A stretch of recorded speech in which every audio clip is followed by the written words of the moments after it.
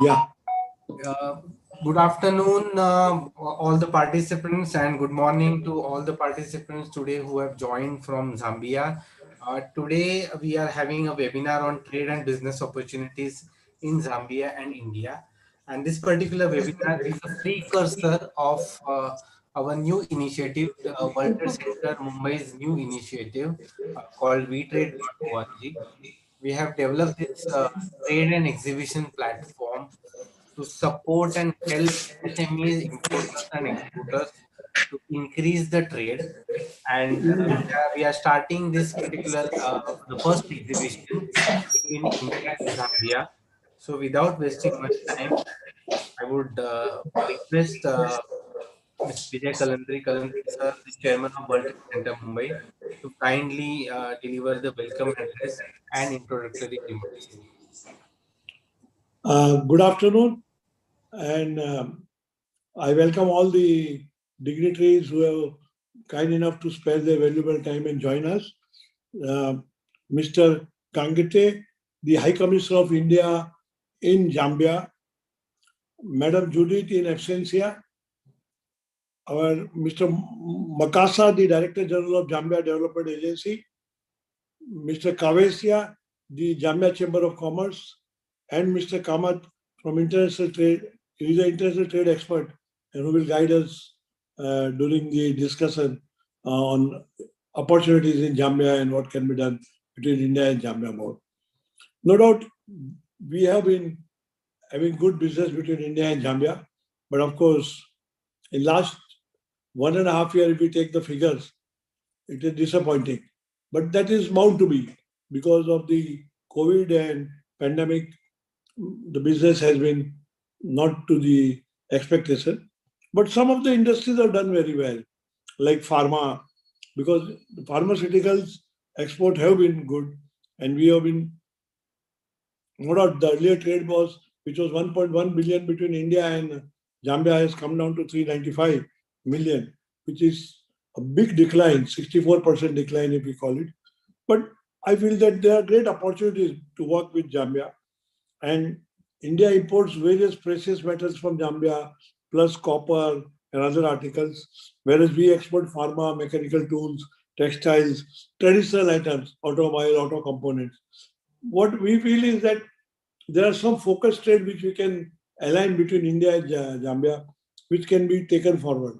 And with the Zambia Development Agency and World Trade Center Mumbai, which has been spearheading the cause of promoting international trade, could sit down together, select some of the areas for investment in Zambia, whether in the mining area or in oil and gas field. We do not know which are the areas open up in Zambia, and also setting up some MSMEs in sectors like um, pharmaceuticals, textiles, and mechanical engineering and other traditional articles which are exported from India. So we can generate some employment in Zambia as well as we can work together. So I feel that is a great opportunity, and Zambia could also look into India that they have been supplying these various items to various countries. If they could also come out with their raw material and also manufacture in India, set up one or two joint companies, which could see that the business grows between both the countries and more opportunities are created. Exchange of students, other things, these all are there.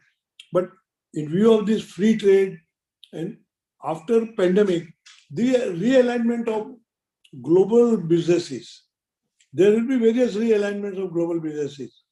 And I think Zambia being part of Africa continent, African and India needs to work together as a South-South cooperation.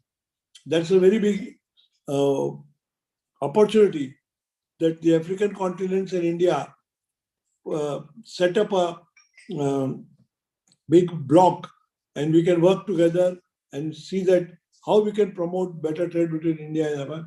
I think our High Commissioner in uh, Zambia, Lusaka, could also collaborate in this and see that how we work together.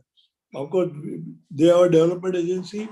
In India also, if the government is not forming, we can have one good section in our World Trade Center where we can say the Africa continent, trade opportunities with Africa continent, and we can work together. With these few words, of course, I'll not take more of your time. We'll hear all of you. And thank you very much for giving me the opportunity to speak to me and for your patience to hear me. Thank you. Thank you very much, sir. As you rightly pointed, metal mining, plastic chemicals, pharmaceuticals are some of the sectors that are being exhibited in this ongoing exhibition, which is officially starting tomorrow. Moving forward, I would like to invite Dr. Chabuka Kavecha, who's the president of Zambia Chamber of Commerce and Industry, and the Zambia Chamber of Commerce and Industry and the Zambia Development Agencies have cooperated, have supported today's webinar and the exhibition. And may I please request Dr. Kavesha for his special address. Thank you so much. I would like to ride on the protocols that have been shared by VJ. Just to also recognize the presence of India's ambassador to Zambia, as well as Zambia's ambassador to India, and appreciate their efforts and the interaction and communication that both have kept with the business community in Zambia. It is enlightening to see so much interaction.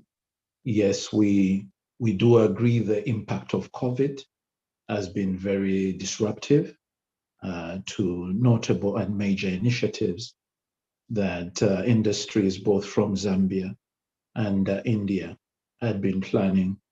But regardless, as it may be a new normal, let's find ways and means in which to interact, operate, and move on with business.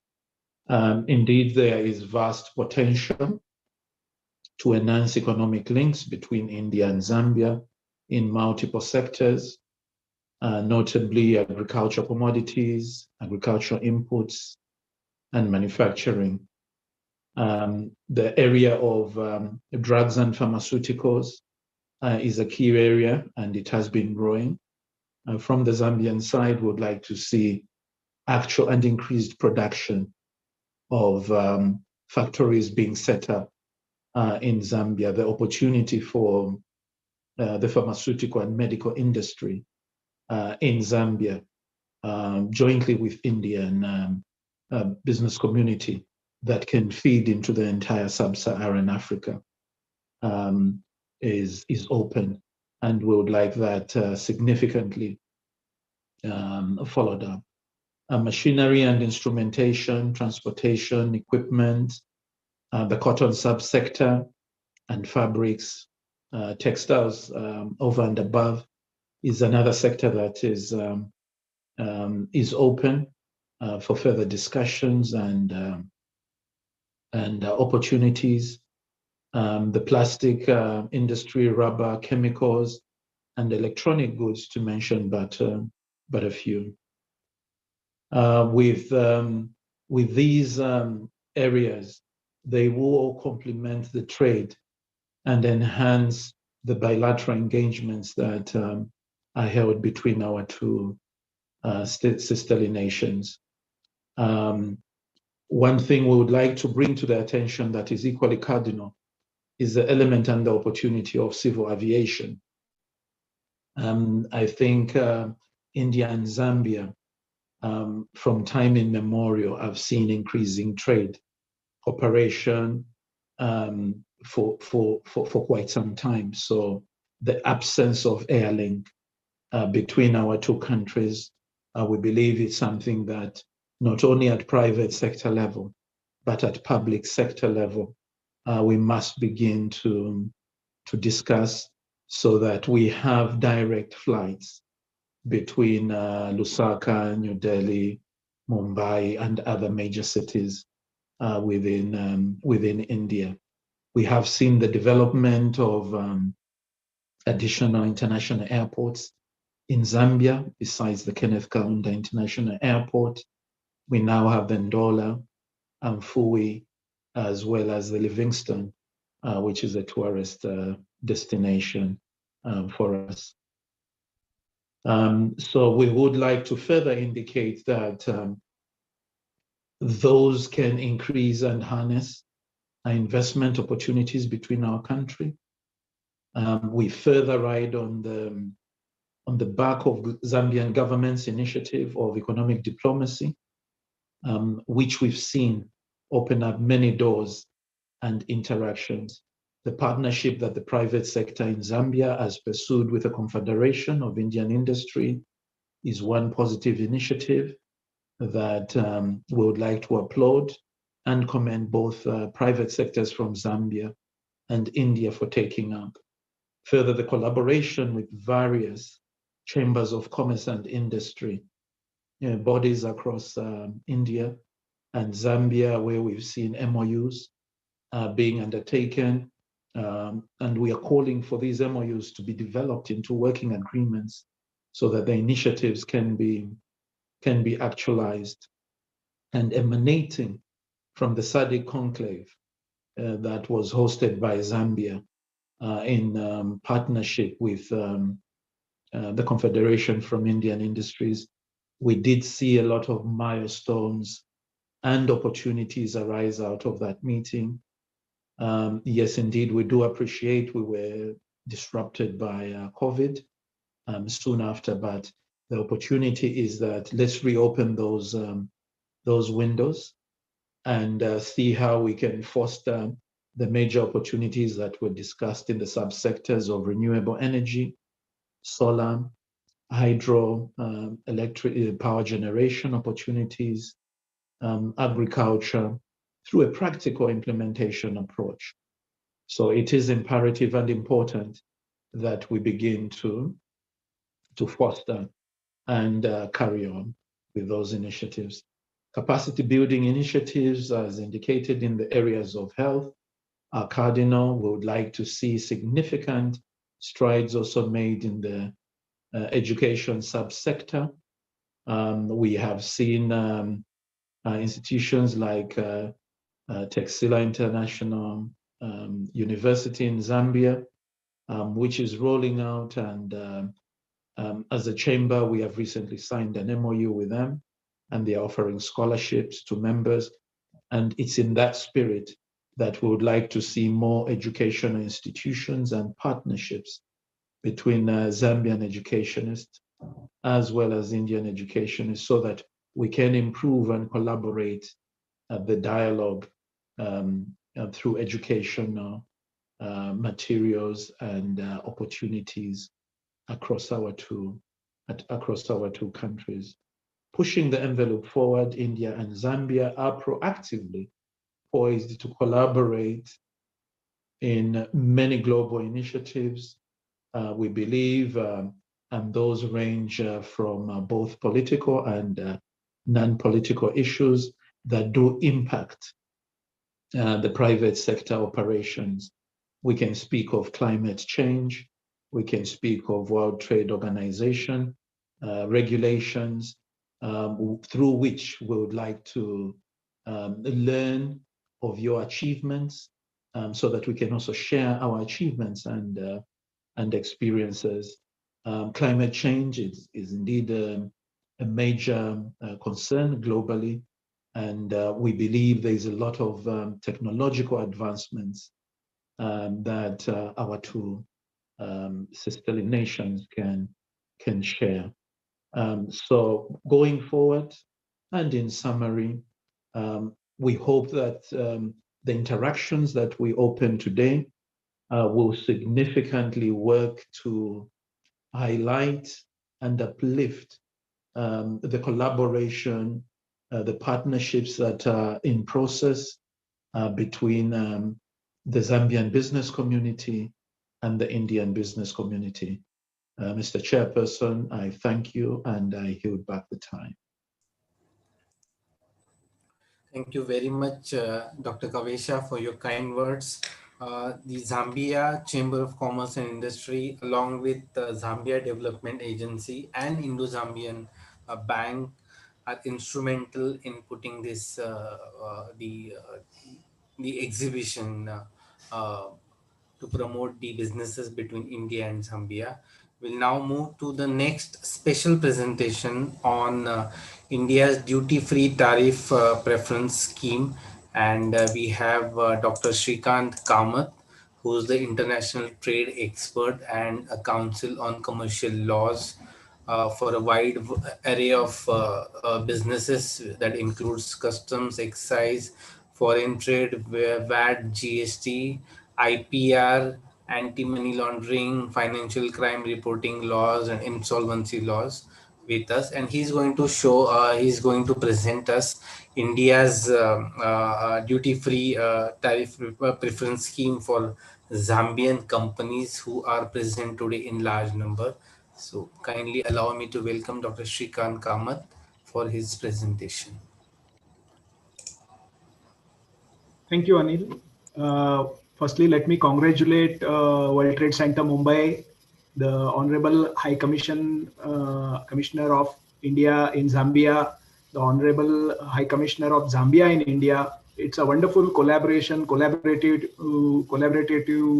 effort in organizing this webinar, and I think it's a very timely webinar, I must say, because we are all trying to come back into action from the last 18 odd months that the industry has suffered. And I think goods producers and service providers are raring to get back into action. They want new opportunities.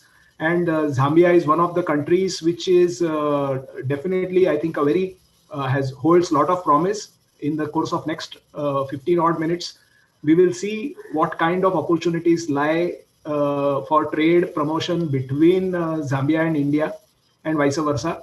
But largely we will speak about exports of merchandise, goods and products from Zambia to India. And maybe at the end of the session, at the end of the webinar, we can have, while I'm trying to personally answer the questions which are being posed, which are related to my presentation or my topic, but at the end, probably, if time permits, we can definitely also take a few questions if, the chair permits. And here we go. I would like to make a small presentation here, which tries to highlight certain points of the duty-free tariff preference scheme. For those who have not much knowledge about this scheme, let me tell you that in fact, India was one of the first countries, even though India is a developing country, yet after the Hong Kong ministerial meeting in 2005, between all countries which are members of the World Trade Organization, in fact, India was one of the first countries to come up with this kind of a scheme. A ministerial declaration was signed in 2005 in Hong Kong that we should provide special and differential treatment to least developed countries and allow the low income countries to, it has to be an equitable development in the world, including the development has to be inclusive. And recognizing this principle, India has actually implemented. In fact, India has been one of the first, or I would say probably the first country to have extended in the developing list of developing countries. India is the first country to have extended this kind of a scheme or this kind of a regime for exporters in the least developed countries. And so the scheme, what we know now is the duty-free tariff preference scheme that India has extended to all the countries in the which are known as the least developed countries under the WTO's classification or the United Nations classification of countries. So nations are classified as per their economy. They are graded into developed, developing and least developed countries. So as far as least developed countries is concerned, this scheme is specifically for notified least developed countries, LDCs. And so today specifically, we are going to talk about the opportunities for Zambia being one of the LDCs in Africa. So there are about 30 odd LDCs within the African continent. And so in that sense, while this presentation is specific to Zambia, but for people who are present in this webinar today and who are outside of Zambia, and probably they are in some other LDC within Africa or other than Africa, I think this information can work well for them also. So we are going to, in the next 10 odd minutes, we are going to talk about what the Duty Free Tariff Preference scheme is about, what is so exciting about the scheme. And then we are going to see how can exporters in Zambia and other LDCs in Africa take the benefit of the scheme. I mean, how can you walk the talk? So while you understand this scheme, but how actually to go about it. So we are going to see a little more in-depth practical aspect also of how to get the benefit of the scheme. And we are going to talk about something called origin and value addition, which are very critical terms for getting the benefit of the scheme. So I have actually highlighted that as a separate section within this presentation, because it is quite important for us to understand that goods have to originate and there has to be some value addition in Zambia. So we look at all these things now in more detail. This slide largely talks about how has been India's approach towards Africa, towards African countries. India has never tried to kind of exploit the natural resources. On the contrary, India has invested a lot. India has shared the skills of its personnel, of its people with African and all the entire African continent. It has extended lines of credit to various countries in African continent. And also, as far as skill development is concerned, I think the best part of India's interest in Africa are that India wants Africa to develop the same way, all the African countries to develop the same way as the way India has developed, that largely by way of skill development. So India has actually, if you see the last point here, India has completed. So there is a Indo-African Trade Summit every 5 years or every 4 years. Unfortunately, because of COVID, the last summit could not be held in 2020. But before that, the summit was held in 2015, and certain targets were given in terms of businesses and in terms of skill development in the African continent. And India has actually achieved those targets. That is the most heartening part. So you can understand that it is not just in letter, but in spirit that we are trying to implement our the schemes that we are extending to the African continent, including for Zambia. So now we will look at more in depth, in detail about what the scheme is about. As I mentioned to you, the genesis of the scheme lies in the Hong Kong Ministerial Declaration of 2005, where least developed countries, where it was resolved by all the countries that least developed countries need a special and differential treatment. S&D we call it in WTO terminology. So least developed countries need a S&D treatment, and towards that goal, India introduced a scheme in 2008, August of 2008. The scheme was introduced by way of a customs notification. At the beginning, when the scheme was introduced, there was no zero duty benefit for goods. It was partial benefit in terms of custom duty rates. If for a particular item, if the rate was, let's say, 30%, then maybe 20% preference discount, or whatever you may call it, concession was extended. So 30% would, for goods exported from least developed countries, initially it used to be 24% instead of 30%. But gradually the preferential rates got, further reduced, and eventually India extended zero duty benefit to almost 98% of its tariff lines. So a revised duty-free tariff preference scheme was introduced in 2014, April 2014. And under this revised scheme, 98% of India's customs tariff lines have become duty free for either zero duty or preferential rates. So preferential rates are as low as sometimes even 5%, where if you import from other countries, they could be as high as 30%.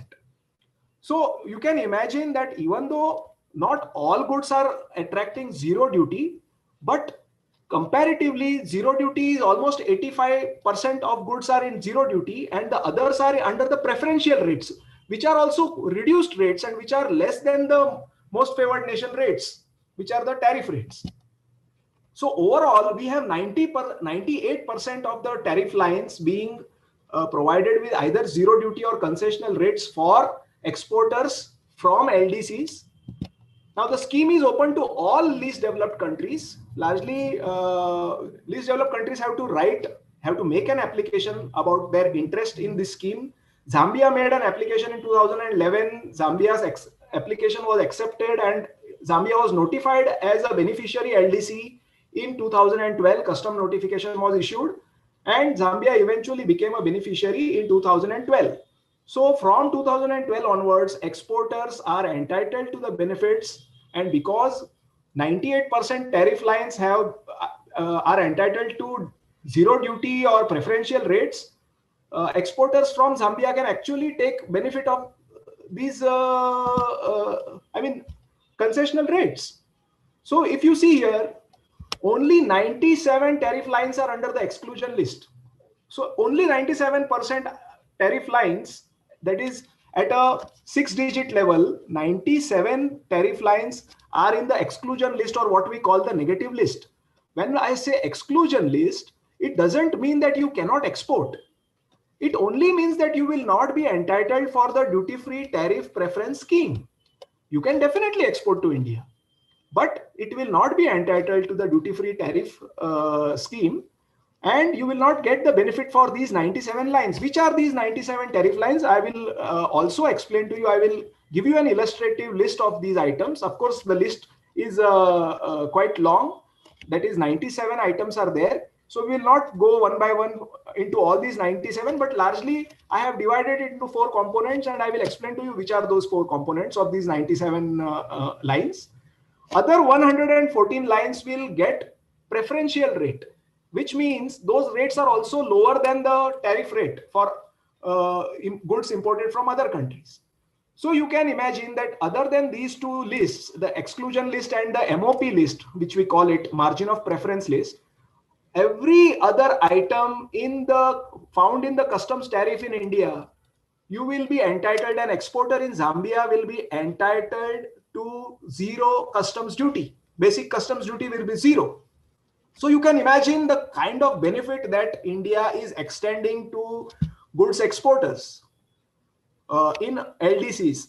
So all the businesses in Zambia who are into exports of goods and merchandise need to take note of this scheme. And if you have not taken the benefit under this scheme, you should forthwith examine whether you are exporting the items which are entitled for that benefit. That is the first thing you should be doing. So I will give you an idea about which are the items in the negative list, because they are very less in number. So it is very easy to identify. So I am sure people here attending today's webinar would be very well aware that their items either fall in that list or do not fall in that list. If your item doesn't fall in that negative list, you are definitely entitled, and you should immediately start exploring the options to tie up with importers here in India, and you should start the trade forthwith. That is what Indian government wants actually. So the first step, as I explained to you, the country has to apply to the government of India, which Zambia has already done. Zambia has already been notified. Customs notification is already out in 2012. And then the next step is that now comes the most important part. After you identify your item in the customs tariff, Indian customs tariff, and you find that your item is not in the negative list, then the most critical point comes in terms of that you will have to prove that the goods are originating in Zambia. So there are 2 categories of goods.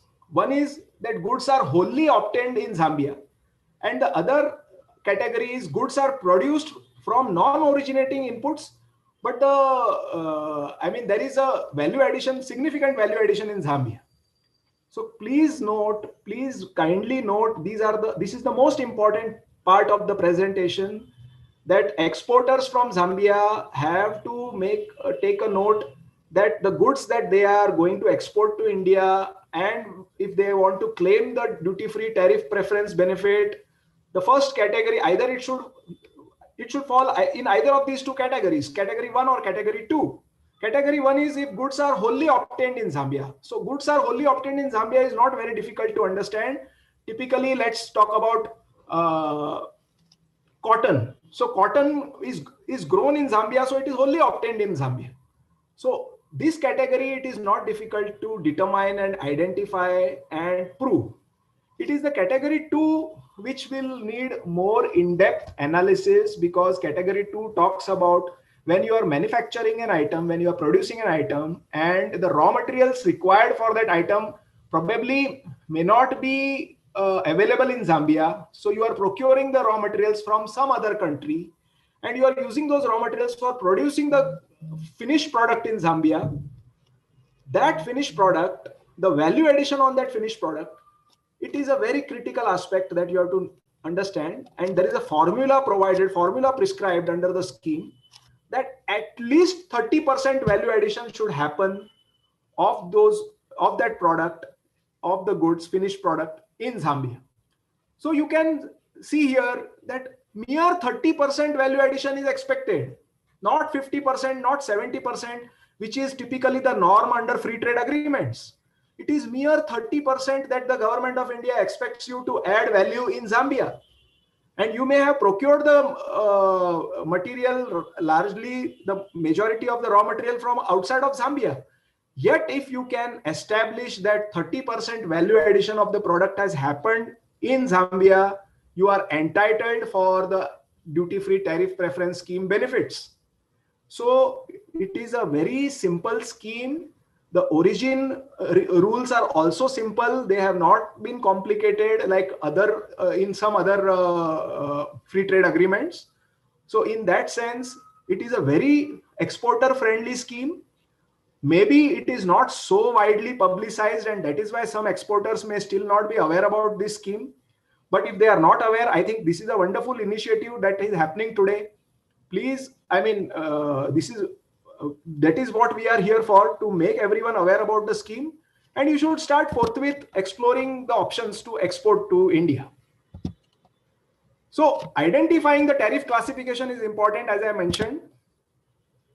And my observation is that largely exporters in Zambia will not face any challenges as far as their items are concerned, as far as their goods are concerned. They will not be hindered, or they will not be stuck in these, either the rules of origin or in the negative list items, because most of it, I think there is a complementarity between the goods that India requires to import and the goods that Zambia wants to export.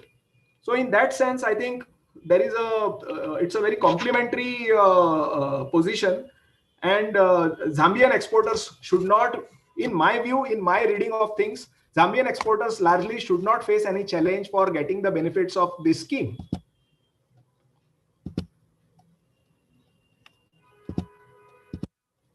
So this is a list of, this is just a summary of all the notifications for, if anybody is wants to get into technical aspects in terms of from where do we get, how do we get this exemption, which is the customs notification. I have listed down the notifications as well. If anybody would like to verify, you have the notifications here. You can go on the Central Board of Indirect Taxes and Customs website, cbic.in, as far as the Indian customs is concerned, and you can verify. The notification mentions all the items, the tariff description also. I have highlighted the notifications for your easy reference. And there is a rules of origin separate notification, which is a non-tariff notification, which will be the most important thing as far as the formula is concerned. So again, just to have a quick recap while we are in the midst of the presentation, remember that there are only 97 tariff lines under the exclusion list, only 114 tariff lines under the margin of preference list or the positive list, and the rest all 98% of the tariff lines are all on zero duty list. So there are two lists largely, the negative list and the positive list, which is the margin of preference. Everything else is in the zero duty list, and you have to establish the origin in Zambia, and that is how it will be. The beneficiary goods have to be the originating goods as well. So this is a kind of a snapshot. Now coming to which is the easier part, let us try to understand which are the excluded items. So people here present in the session today, they may be exporters of these items. They should understand that their items may fall in the exclusion list. So you need to recheck again. So major items on the exclusion list are edible vegetables. Vegetables cannot be exported under the scheme, while you can continue to export vegetables from Zambia to India, but they will not be entitled to the duty-free tariff preference scheme.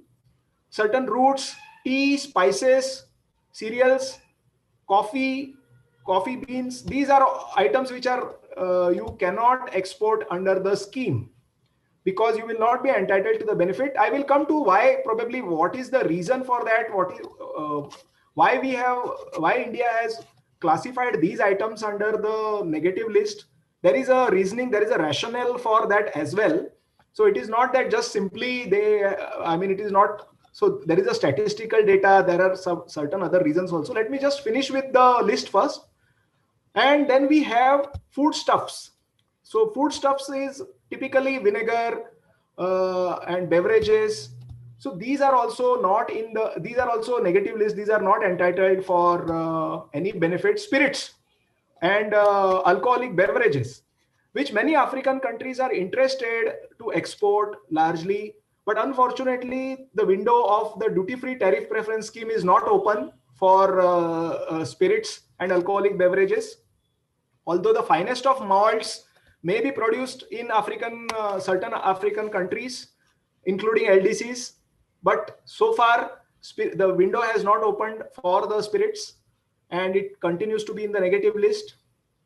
Other items include base metals, mineral products, and certain products of the chemical and textile industry, wood industry, and dairy products also, milk and milk products, milk powder, skimmed milk. These all are also in the negative list. Now let me explain to you.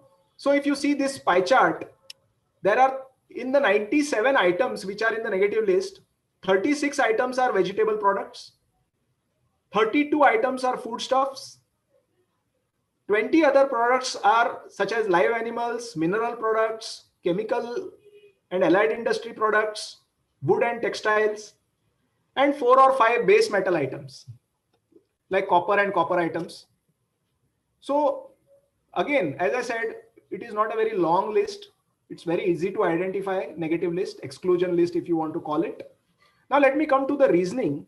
So largely, as I told you at the very beginning of this session, India's approach has been to grow, to develop or to grow along with the least developed country. So India doesn't believe in just taking the raw materials as they are and from the LDC and then processing those raw materials here in India. India wants the raw materials to be processed in the LDC itself, so that the economy of that LDC improves, it grows, it develops. We don't believe in just getting the raw material at a dirt cheap throwaway price and then try to develop our industry here. So that is the genesis or the philosophy behind why certain raw materials, like if you see here, in fact, wood is also not getting the duty-free tariff preference scheme. So we don't want just logs to be exported, timber as they are, and I mean the entire. So that is the kind of approach or mindset that we have towards the scheme. Secondly, also the challenge is that while India is also an agrarian, we should not forget that India is also an agrarian economy, and India is also has some commitment to its farm sector. So India cannot close the door on its farm sector to open the door for African LDCs for their vegetables and agrarian produce.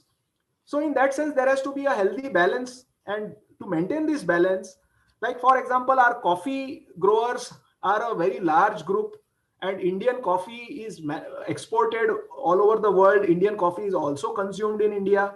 So we don't want to really jeopardize the interests of coffee growers here in India by importing coffee from these developed countries in Africa. So that is where I think the whole philosophy of not putting coffee, tea, spices in the entitled list and putting them in the negative list, that is where the philosophy lies. And also wines and spirits. So these are very sensitive items, and a very delicate balance needs to be maintained in terms of, again, copper. As I said, copper is a very basic raw material. India doesn't want to be seen as just procuring your all basic raw materials and processing those here. So in that sense, basic copper, base metals, the scheme discourages by putting those items in the negative list, discourages the exports, large exports. So in that sense, while you can continue to export under the normal MFN rates, but it will not be entitled to the benefit under the Duty Free Tariff Preference scheme. So that is talking about the exclusive list. Now let us come back again to the origin, how you will establish the origin. As I told you, wholly produced or obtained in Zambia or obtained in the LDC is not very difficult to establish. I have here the rules of origin itself give you examples of what is wholly produced or obtained. It has given you an illustrative list: raw or mineral products, plant and plant products, including agricultural, vegetable and forestry products, live animals born and raised there. Let me tell you, live animals, although most of the live animals are not entitled to DFTP scheme benefit, they are in the negative list, but still the notification gives an illustration of what can be wholly obtained or produced. So it need not mean that they are entitled for the benefit, but this is more to drive home the point in terms of how to determine what is wholly produced or obtained in the country of origin. Fishery and other marine products. So since Zambia is a landlocked country, probably this aspect may not be so very, although there could be marine products within, I mean the sweetwater marine produce could definitely be also, there could be an opportunity for exporters in Zambia. So, but we are here we are talking about exclusive economic zone, which is obviously along the coastline.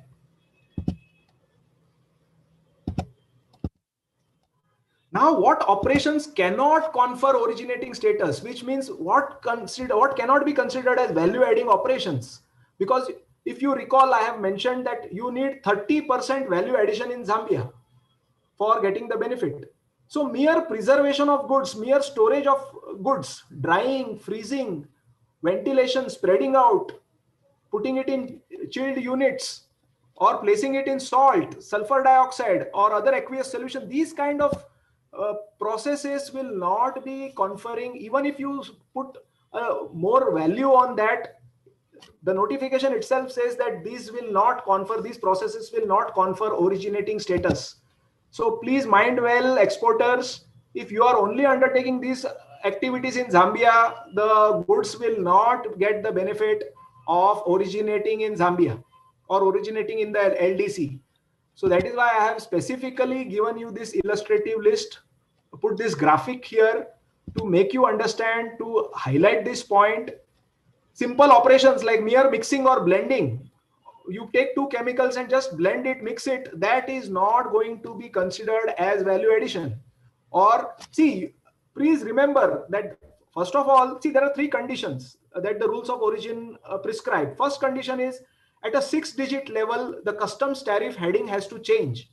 So what you started with and ultimately your finished product have to, the customs tariff heading has to change at least at the 6-digit level. Secondly, these kind of operations will not confer originating status, even if you say that at a 6-digit level it is changing, but Still, there is an exclusion that repacking, especially from bulk to smaller packs, breaking up and assembly of consignments, simple cutting, slicing, repacking, placing in bottles, flasks, bags, boxes, fixing on cards or boards, affixing of marks or labels. These kind of processes are not considered as value adding. And that is why if you are undertaking only these processes in Zambia or the LDC, it is not going to get any entitlement of DFTP scheme. Now, let's come to the most important part. How do we establish 30% value addition? So there is a formula prescribed under the notification number 29 of 2015, non-tariff notification, customs. That notification talks about rules of origin, and that also prescribes this formula. It's a very easy formula. Local value added content, as I told you, has to be 30%. That's all. 30% is not very difficult to determine. What you only need is FOB price of the product. FOB price, of course, you know that it's free on board or freight on board price at the time of export when you put the consignment shipment on the vessel, and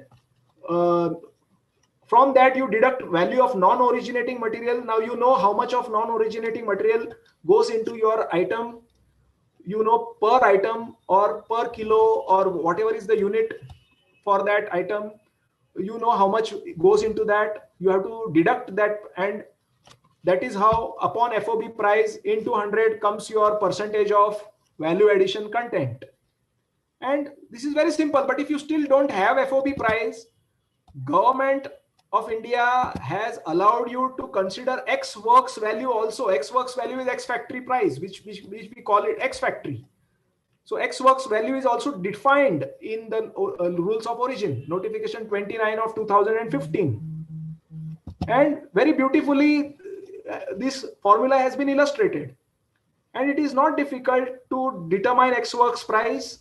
And again, you deduct the value of non-originating material, and there you get value added content, and it has to be more than 30%, equal to or more than 30%. And the final most important condition is that your finished product has to be exported from Zambia. You cannot, even if your value addition in Zambia is 30%, but the finished product, if you are going to export it from some other country, it will not get the benefit of this scheme. So the final process of manufacture has to be performed within the territory of the exporting beneficiary country. That is the most important point in the rules of origin notification. I also highlighted they have provided the clarification on what is FOB, what is CIF, all of that. I am going to share this presentation for the benefit of everyone, and I'm sure you can go through it in more detail. This is again a very simple, graphically illustrated that the more and more value addition in Zambia, the more and more benefit you will. So it moves towards the wholly produced or obtained. In fact, in these 4 quadrants, this is the most ideal quadrant highlighted in a separate color. So you can understand that we should try to achieve this as much as possible. But obviously, in not all processes or not all goods, it is possible. So somewhere you will have to also procure raw material from outside of the country. But nevertheless, you should try to have the value addition more than 30%.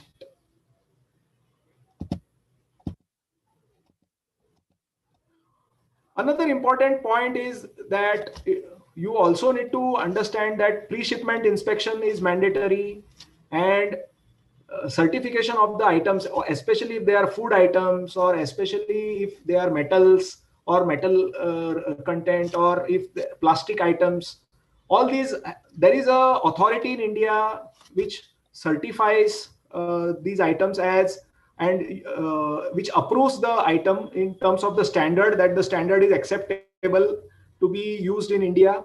So it has to meet that criteria. And so in that sense, your product has to have that kind of a certification, which we call BIS, Bureau of Indian Standards, BIS standard certification.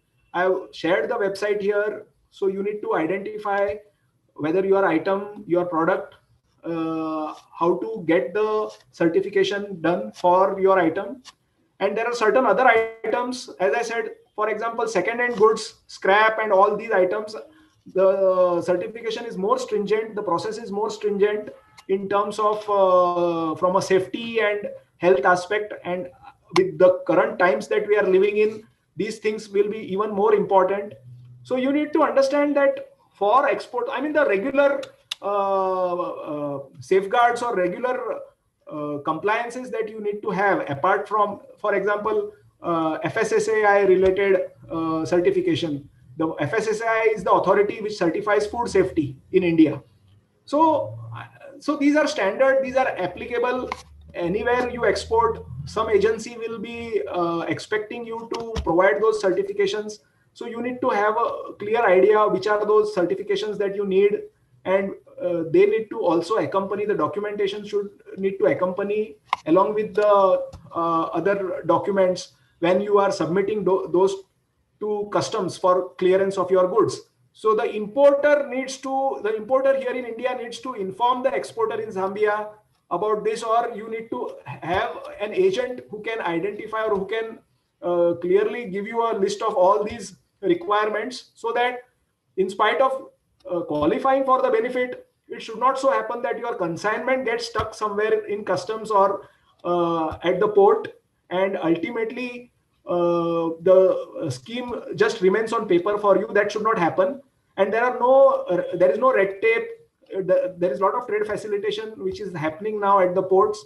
So it is not very difficult. Single window is available. Single window clearance is available across most of the major ports in India. So these aspects I have just highlighted, although these are not a part of the whole duty-free tariff preference scheme, but this is just a important point which exporters cannot miss. Zambia being a landlocked country, goods will be in transit and through transshipment.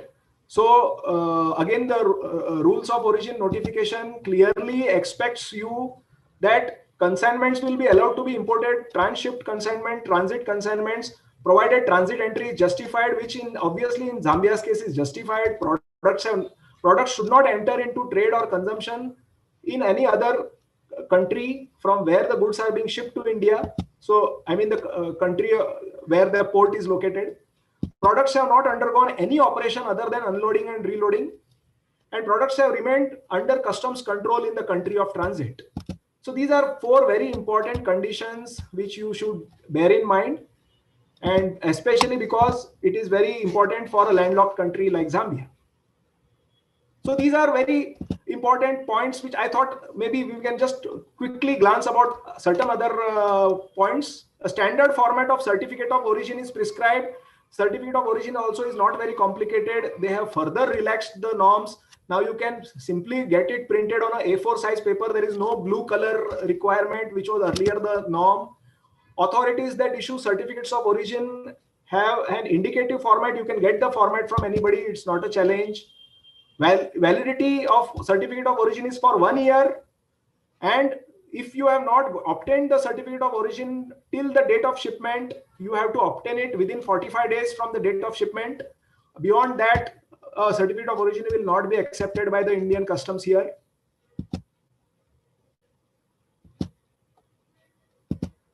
I have also provided you the address and the contact details of the authority here, which is the Central Board of Indirect Tax and Customs, the Director of International Customs here.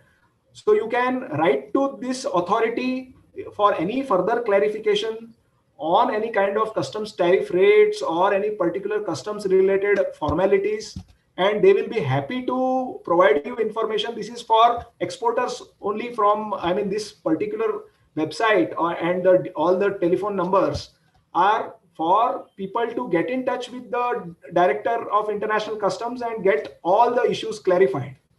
So Government of India has, and let me tell you, there is also technical assistance provided. So it is, in fact, government has opened the window for even technical assistance, certain technical aspects. If you want it, if you want some clarifications from a technical aspect, such as value addition and certain processes, whether they will qualify, even those, that technical assistance is provided by the ministry. So you can get in touch with the Government of India at the on the contact details provided here. And definitely, I think you need to start exporting forthwith. As pointed out earlier, of course, by Kalantri sir, I think last year the exports have fallen from Zambia to India, but definitely I think they will again, we can only look forward to, I think the export growth happening this year and the next year. Because of COVID, largely, I mean, India has imported very less in quantity from all countries, not just from Africa. So here, if you see, basically, Zambia is one of the largest exporters from the list of LDCs in Africa. However, for the financial year 2021, the exports have fallen by 54%. But definitely, I think 21-22 will be a completely entirely different year. Let's hope for the best. So that's all that I have in the presentation. I'm sorry I have extended my time, but I thought probably this is something which is quite exciting for all the exporters from Zambia. Thank you very much.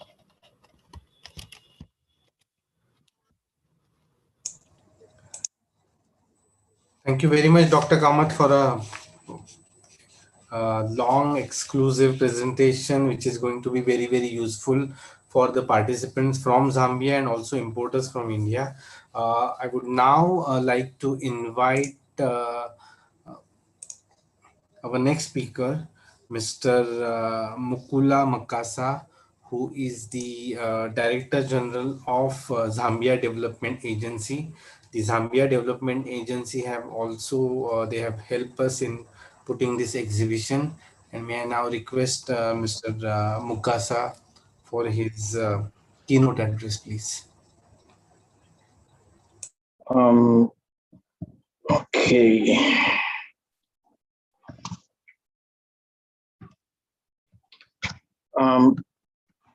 Good afternoon, namaste. I'm extremely honored and humbled to present this keynote address to this extremely important meeting. Distinguished guests, ladies and gentlemen, it is my singular honor and rare privilege to submit a keynote address during this extremely important undertaking, which is a curtain raiser for the virtual exhibition on trade and business opportunities between Zambia and India, scheduled to start tomorrow, July 15, 2021, for a period of 3 months. This meeting will benefit the private sector from both our great countries by addressing, among other issues, duty-free tariff preference scheme and how Zambia can take advantage of the same. Distinguished guests, ladies and gentlemen, it is therefore an honor for the Zambia Development Agency to be invited as a partner organization to this very significant event aimed at enhancing bilateral trade, especially exports from Zambia to India. We are very excited about the virtual trade exhibition that will further promote business for micro, small, and medium enterprises and cooperatives, especially that Zambians will participate at no cost. The ZDA will work with the private sector to make sure that Zambian exporters take advantage of this platform to exploit trade opportunities.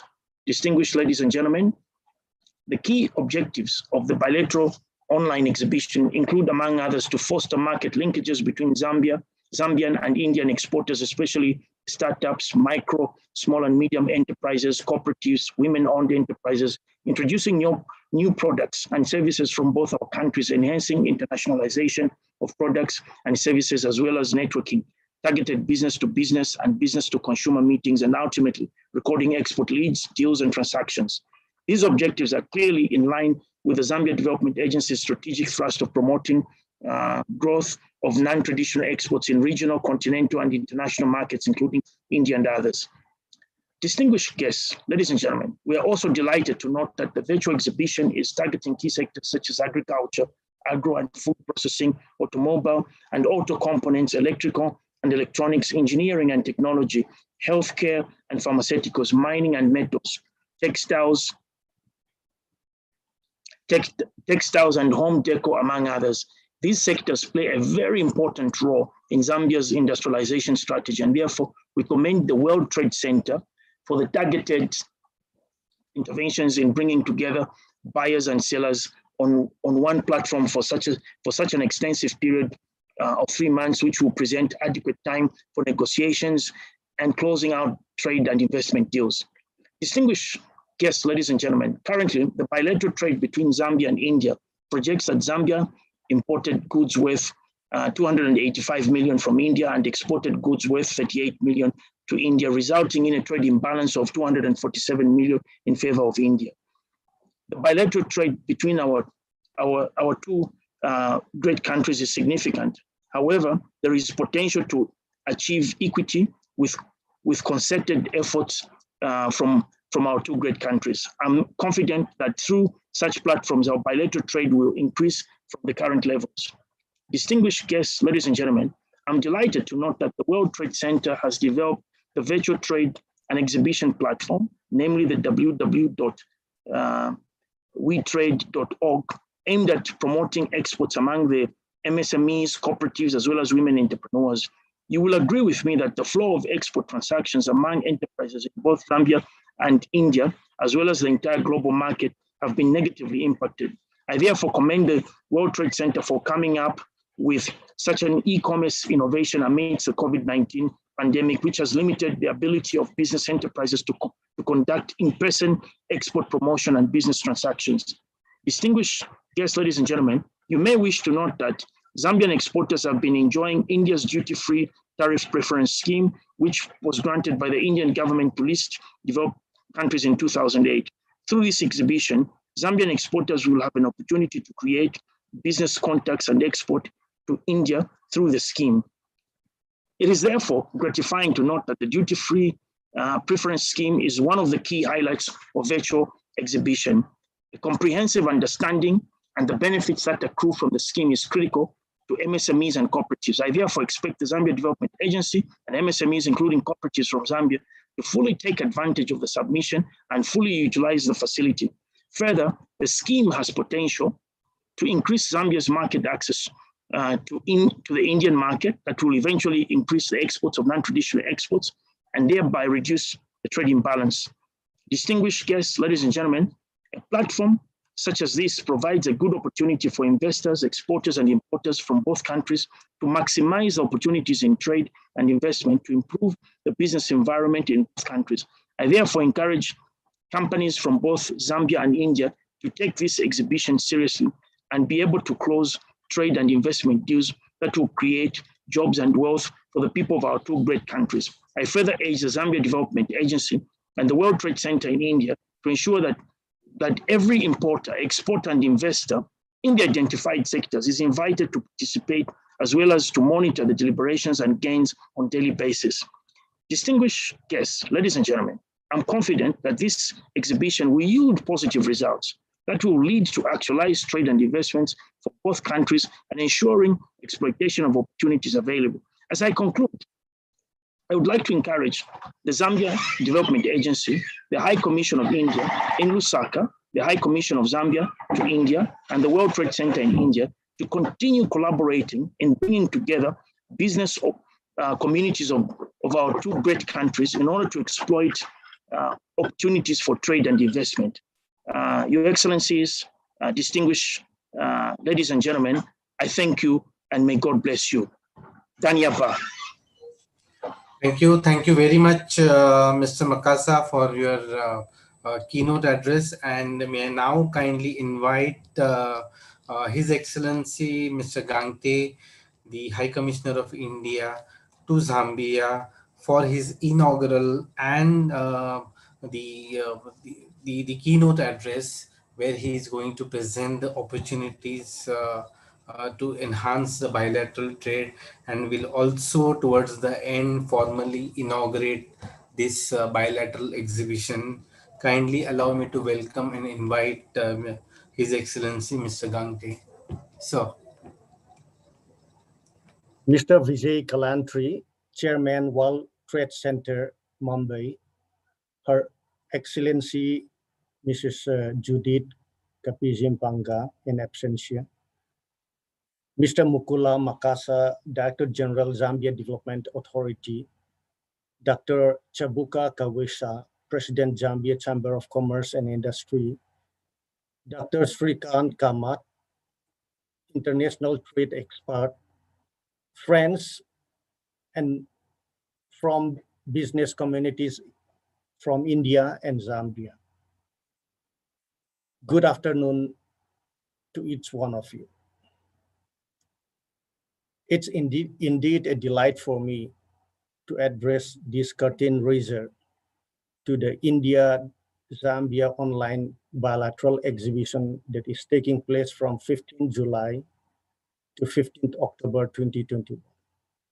I'd like to thank the World Trade Center Mumbai for organizing this exhibition.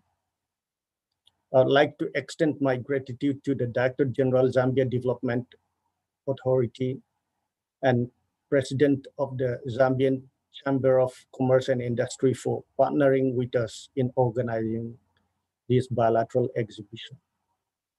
And many thanks to the representatives of the Indian and Zambian companies who are participating in this curtain raiser.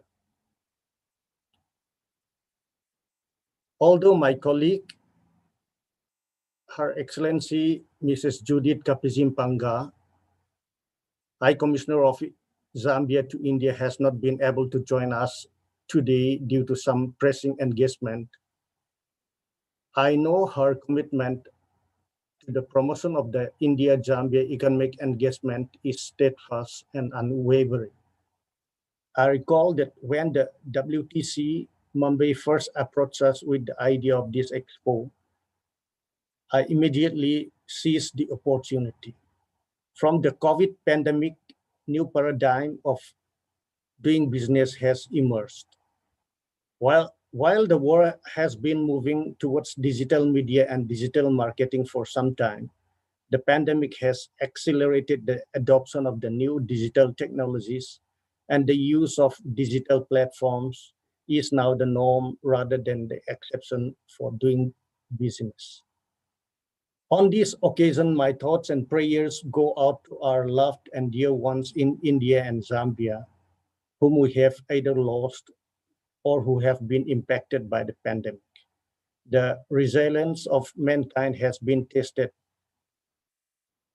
in these turbulent times, and people, through their innovation and adaptability, have proved that adversity shall be overcome. I would like to pay homage to the first president of the Republic of Zambia, Dr. Kenneth Kaunda, whom we lost recently. He laid the foundations of the Zambian nation, and through his dedication, wisdom, and humanism, was a beacon of hope and leadership, not only for Zambia, but for Africa and the world at large. He was a friend of India and helped establish the close fraternal and symbiotic relationship between our two countries that we are proud of today. The overall engagement between India and Zambia remains vibrant and mutually beneficial.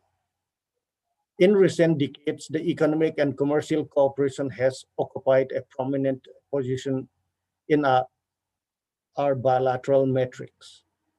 The visit of the President of India to Zambia in April 2018 and that of the President of Zambia to India in August 2019 provided a fresh impetus to renew the economic engagement between our two countries and to explore new sectors of engagement, such as geology and mining, and defense cooperation through the MOU.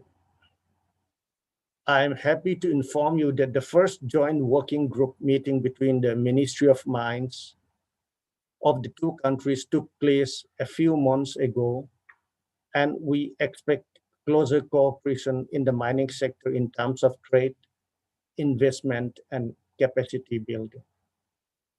Development cooperation between our two countries is an important element of our multifaceted relationship.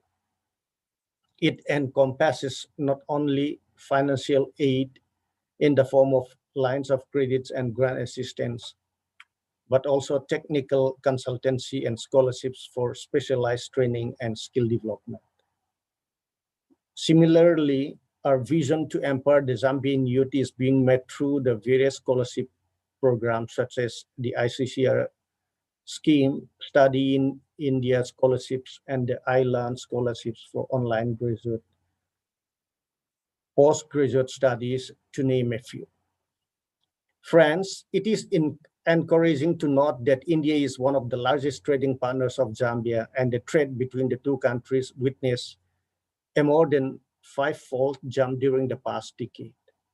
In the calendar year 2020, trade between India and Zambia was about US $600 million, with the balance of trade in favor of Zambia.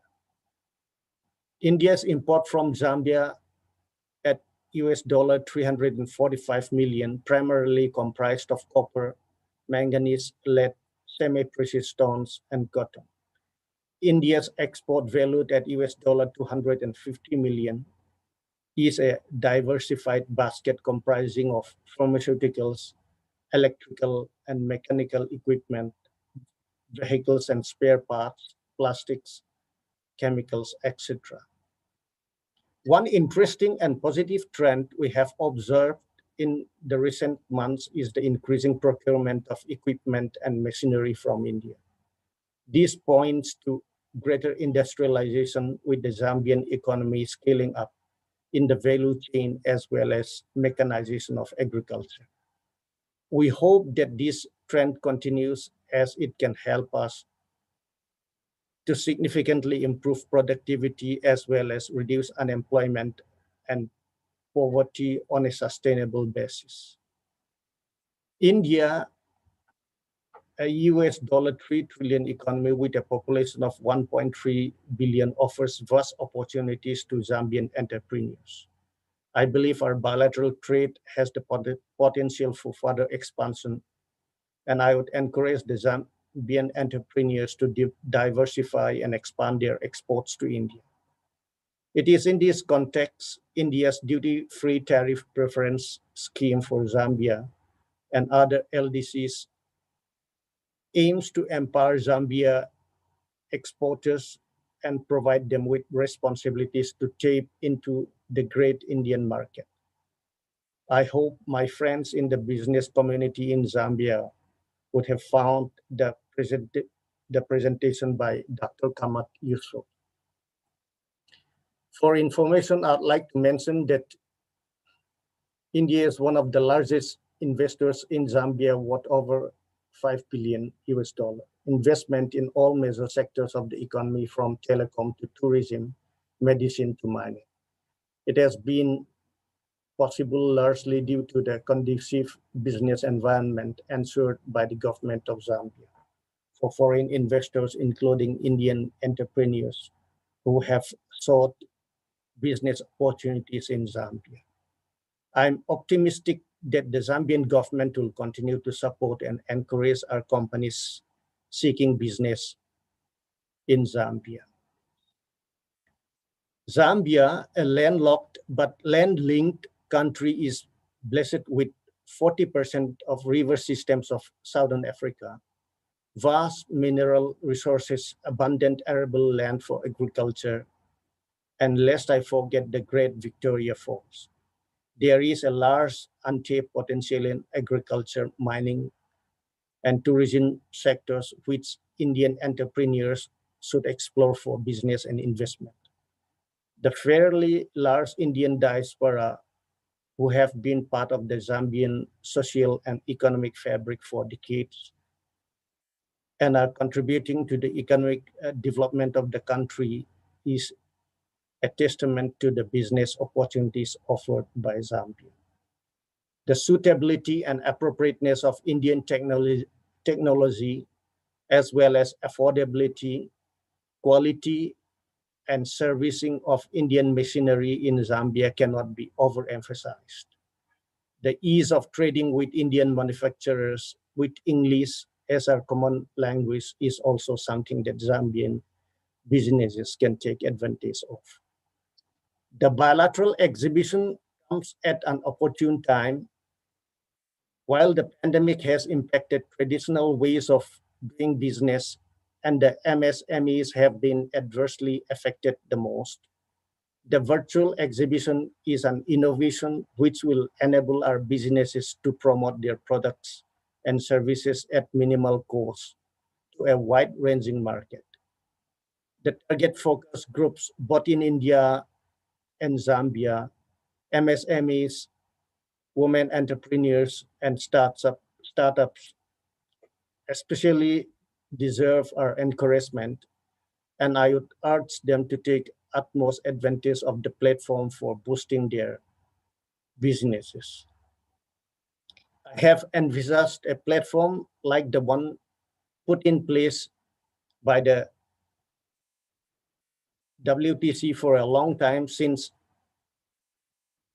even before the pre-COVID times. This significantly improves the ease of doing business, down on the time and cost in identifying potential partners, and facilitates direct contacts between businesses.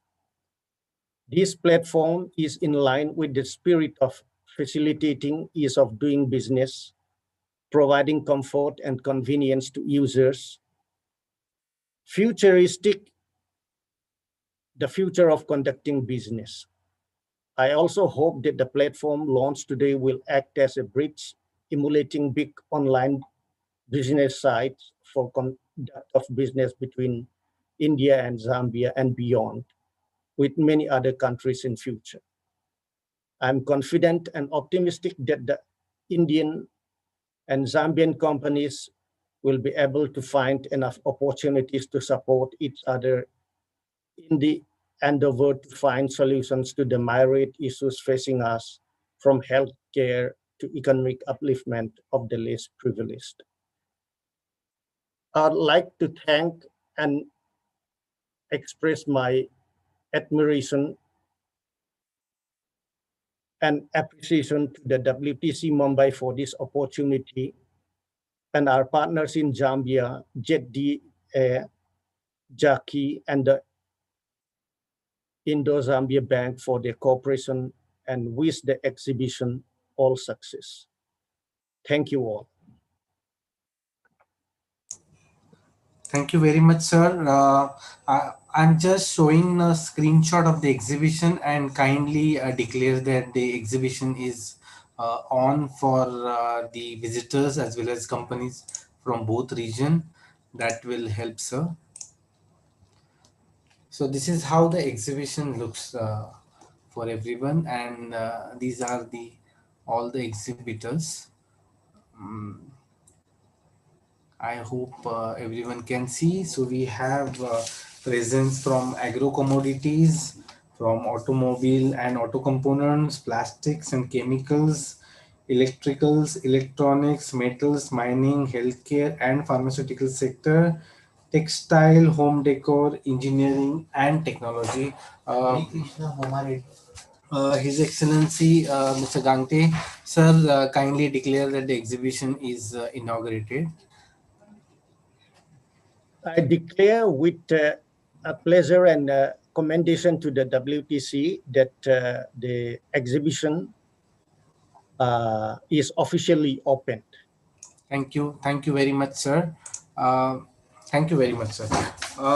Next, I would like to show a video message of Her Excellency Mrs. Judith Kangoma, who's the High Commissioner of Zambia to India. She had confirmed her presence, but due to certain important meetings from the ME Zambia, she could not attend. However, she has sent her video message, and I would like to share her video message to all the participants.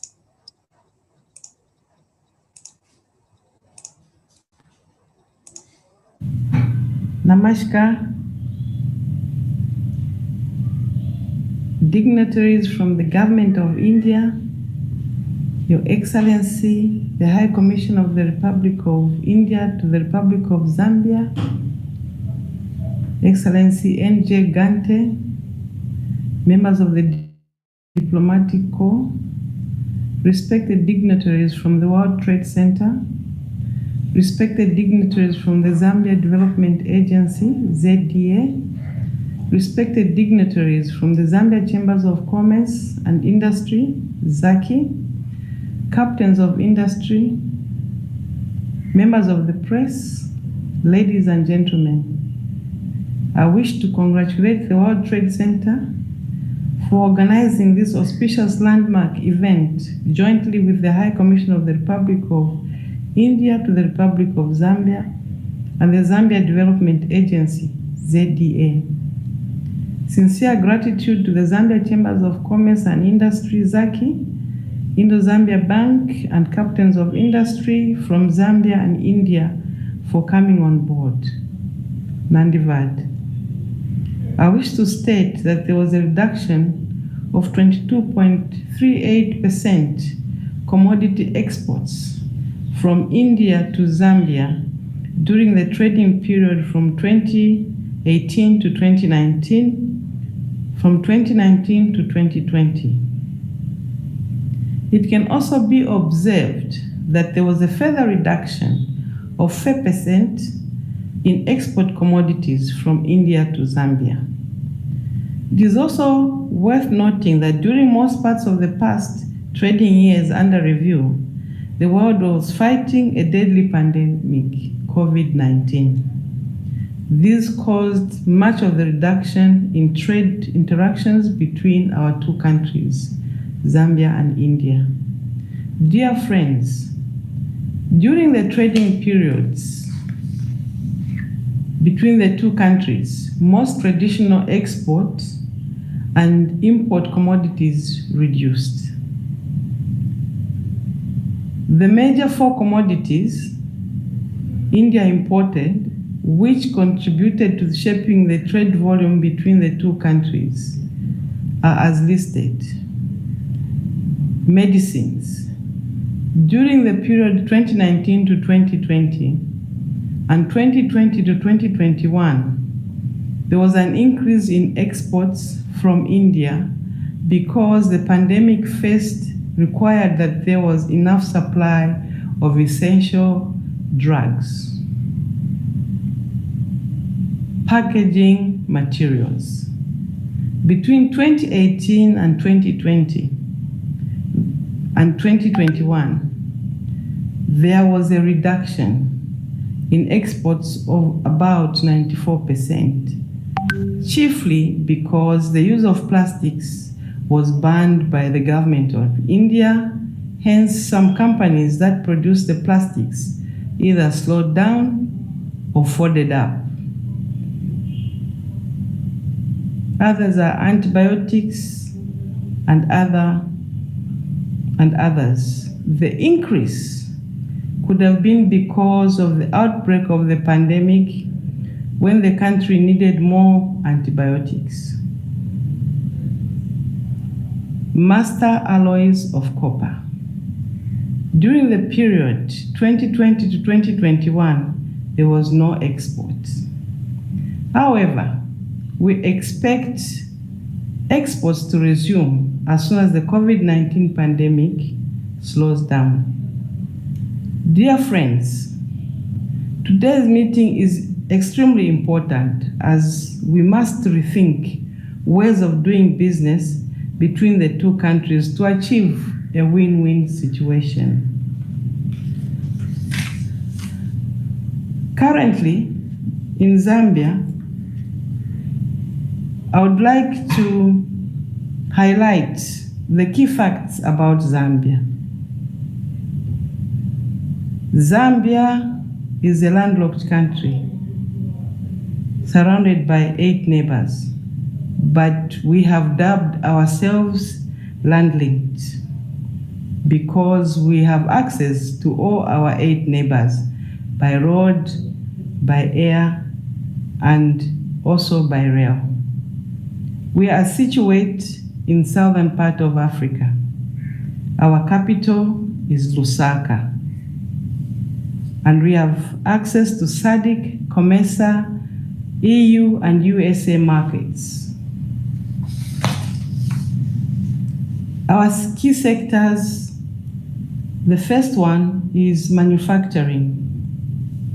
And in 2017, this accounted for 7.7% of Zambia's GDP with mining. Secondary processing of minerals is our main activity in Zambia, including smelting and refining of copper. Fertilizer, chemicals, explosives, and construction materials such as cement are also produced. Others are wood and paper products. Opportunities are in metal processing, agro-processing, light and heavy agriculture, mining and construction equipment. Our other key sector is agriculture. Zambia has an extent of 42 million hectares. 1.5 million hectares is already cultivated. We have land available for livestock and crop production. Agriculture inputs, seeds, and fertilizer are further opportunities. Irrigation equipment and farm machinery is a good opportunity. Processing equipment, transportation of produce, and market broking, financing for expansion are also further opportunities. Our other key sector is energy. And sources of energy include electricity, petroleum, biomass, coal, and renewable energy. Petroleum is wholly imported. The country's 5% growth in 10 years resulted in deficit due to rising demand for energy. Opportunities in construction, expansion, and modernizing hydroelectric and renewable energy generating plants. Our other key sector is tourism. Zambia has 20 national parks. We also house the Victoria Falls, one of the 7 natural wonders of the world, and which is and has been our main feature. But we also have other falls dotted all over the country. Government promotes private sector participation, and tourism has attractive tax incentives for investors. Opportunities exist in construction and rehabilitation of conference facilities and accommodation. Opportunities in construction of theme parks, museums, and art galleries. Our further key sector is infrastructure development, which is one of the top 5 priority areas. Our focus is on airports, roads, railway lines, energy generation and transmission, installations and telecommunication infrastructure.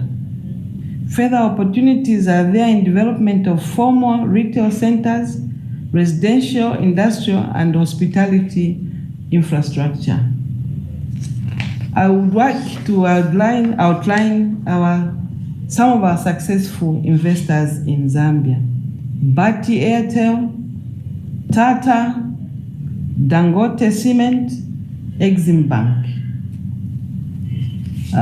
Zambia, though land-linked, like I earlier mentioned, is very accessible. And you are able to access Zambia through Mumbai, Kenya, and then Lusaka, Mumbai, Rwanda, Lusaka, New Delhi, Ethiopia, then Lusaka, New Delhi, Dubai, then Lusaka.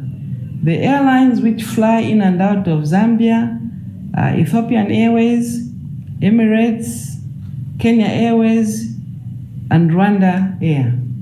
And recently, Qatar is also going into Zambia. Dear friends, in conclusion, I wish to invite you to visit Zambia, as our borders were never locked down in the wake of the coronavirus pandemic. Feel free to approach us during the B2B meetings, or write to us in order to give you enough case attention. Chalo Zambia, Nandivat. Friends, so that was Her Excellency Mrs. Judith Kangoma's address. I would quickly take a few questions, although we are running short of time. I would still take few questions. There are a lot of questions in terms of exporting it to Zambia, and I would request Dr. Kavesha or Mr. Mukasa to address in terms of which would be the right agency in terms of connecting the exporters from India for the opportunities or for the collaboration opportunities with Zambia?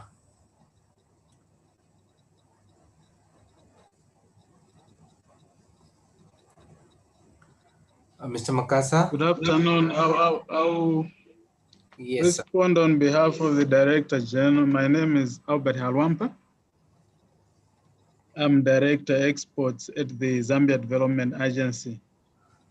So basically, one of the ways to connect between importers and exporters here in Zambia and on a reciprocal basis. And may I also just congratulate Dr. Shrinkant for that powerful presentation. I think it was very, very wonderful. Those are the nitty-gritties of what goes on in international trade, and I think we need to pay particular attention.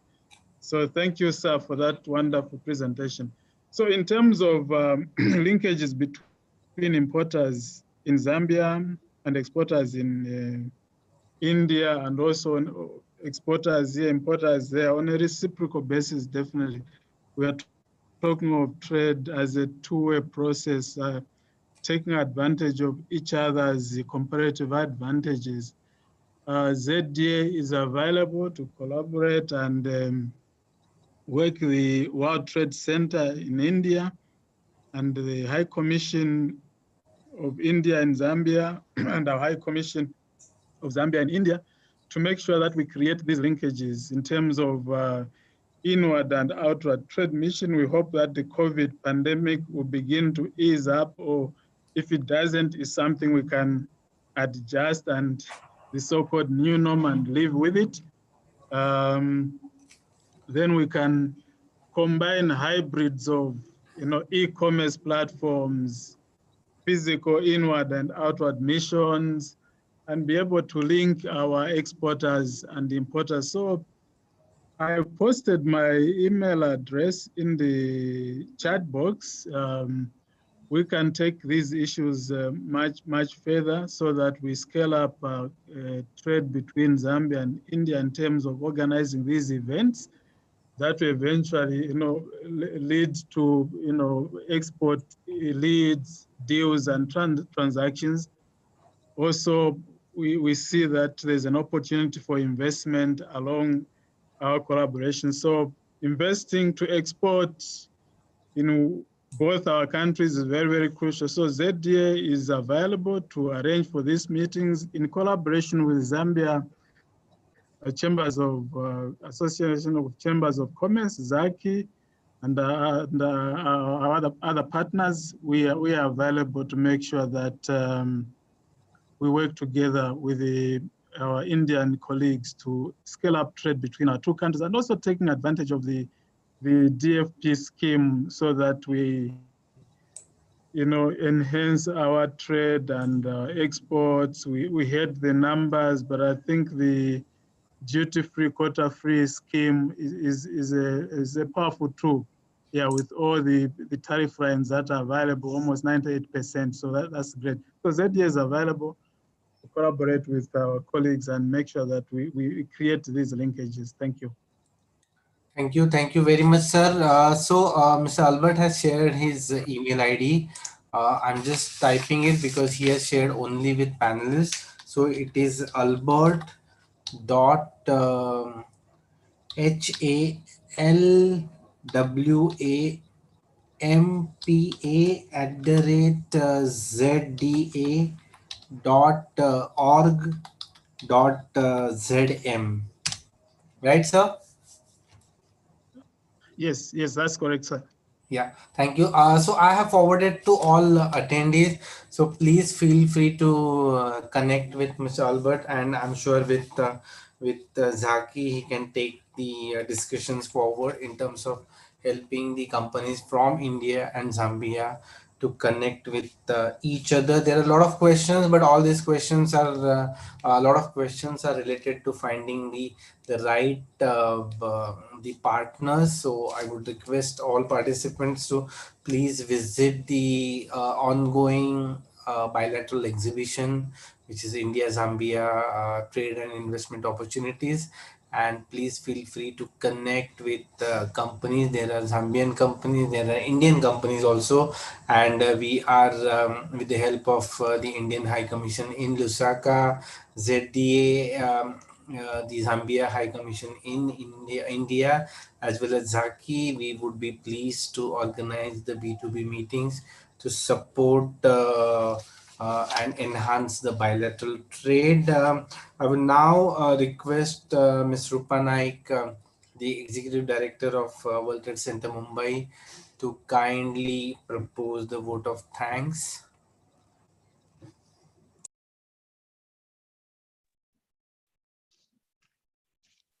Thank you so much. I'd like to thank His Excellency Mr. Gangte, the High Commissioner of India to Zambia. I'd also like to thank Her Excellency Mrs. Kapiji Panga, the High Commissioner of Zambia to India, Mr. Mukula Makasa, Director General, Zambia Development Agency, Dr. Chabuka Kawaisha, President of the Zambia Chamber of Commerce and Industry, Dr. Shrikant Kamath, and of course, all the participants who have been here today with us. This just shows the number of participants which came today. It's very encouraging to see that so many of you were here today. This just shows that how important Zambia is. And I'm also very happy that the ambassador could inaugurate this exhibition organized so far, and I'm sure there will be a lot of business that will come through this exhibition, and we look forward to continued support from the High Commissioner as well as the agencies who have come forward to put forth this exhibition together. Thank you very much for being with us and for sharing such wonderful information. Dr. Kamath, the Zambia agency, and everybody who came here today, the Chamber of Commerce, all of you have given us so much of information, and I'm sure all the participants have really benefited. Thank you once again, and I wish all the exhibitors all the best during this 3-month exhibition. I do hope we touch the figure that we are planning to, which should be at least 150 exhibitors very soon. We already have 60, and I hope in the next couple of weeks we will be touching 100. Thank you so much, and all the best to all of you. Thank you. Thank you very much, Madam. Before closing the webinar, I would like to give my special regards and thanks to Mr. Navakumar Pal, the first Secretary Commerce from the High Commission of India in Lusaka, who is instrumental in putting this whole exhibition and webinar. And it is only because of his and the High Commission's efforts that we were able to get the Zaki, the ZDA, the High Commission of Zambia, and so many participants from Zambia for this. Thank you very much, Mr. Pal. I would also request you to, if you could, if you want to say a few words before we close. Thank you very much. I'll try to keep it very short and brief. When, as High Commissioner mentioned, when the WTC Mumbai first approached the Indian High Commission, we were very excited about the idea, and we saw it as an opportunity to engage and put together both Indian and Zambian businesses. And one of the ideas which I should give credit to WTC is to bringing on board Dr. Kamath for this presentation on the DFTP, which I'm sure many Zambian companies will be able to, if they had earlier not known about it, are now aware of it and will take advantage of it. So thank you very much to WTC, ZDA, Zaki, Indo-Zambia Bank, and all the participants today who have joined us for the webinar. Thank you very much. Thank you very much, sir. And with this, we end the webinar. I once again request all the attendees that whatever you have any queries, suggestions, please feel free to write to us, and we would be happy to take it forward. Thank you. Thank you.